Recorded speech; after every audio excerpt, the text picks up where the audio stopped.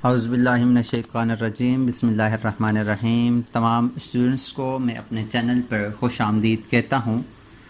Dear students, आज की इस क्लास में हम सीखेंगे कि हम स्लैंटेड वॉल किस तरह से बना सकते हैं।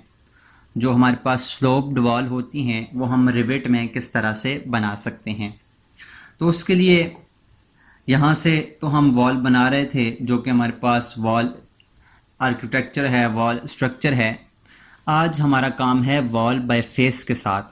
तो वॉल बाय फेस के लिए हम क्या करेंगे, यहाँ से मैसिंग एंड साइट में जाएंगे और मैसिंग एंड साइट में जाने के बाद यहाँ से इन प्लेस मैस के ऊपर क्लिक करेंगे और उसके बाद कर देंगे ओके। ओके करने के बाद लेवल 1 के ऊपर मैं यहाँ से एक रेक्टेंगल लेकर कुछ इस तरह से एक रेक्टेंगल लगा लेता हूँ। रेक्टेंगल लगाने के बाद दोबारा से मैं लेवल 2 के ऊपर जाता हूँ और लेवल 2 के ऊपर जाने के बाद याद रखिएगा यहाँ से आपने इसको फिनिशिंग मैश नहीं करना। दोबारा मैं लेवल 2 के ऊपर जाता हूँ और यहाँ से फिर एक रेक्टेंगल लेकर यहाँ से इसके ऊपर एक रेक्टेंगल लगा लेता हूँ। रेक्टेंगल लगाने के बाद मैं यहाँ से 3D में जाता हूँ और 3D में जाऊँगा और 3D में जाने के बाद यहाँ से मैं इन तमाम वॉल्स को एक विंडो के ज़रिए सेलेक्ट करूँगा और सेलेक्ट करने के बाद यहाँ से आप देखें तो हमारे पास जो फॉर्म लिखा हुआ है, इस फॉर्म में से आपने इसको सॉलिड फॉर्म कर देना है।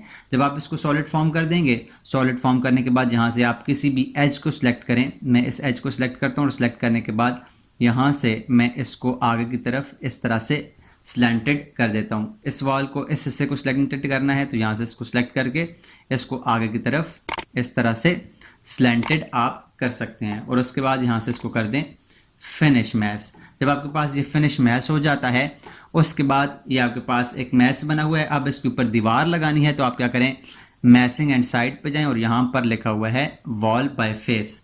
वॉल बाय फेस के ऊपर क्लिक करें और वॉल बाय फेस के ऊपर क्लिक करने के बाद आप जिस फेस को सिलेक्ट करेंगे उस फेस के ऊपर आपके पास वॉल लग जाएगी।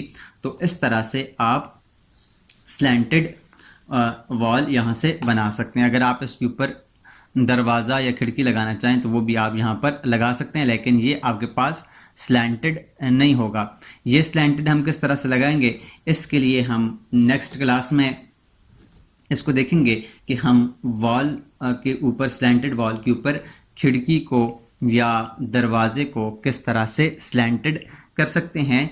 तो आज के लिए इतना ही।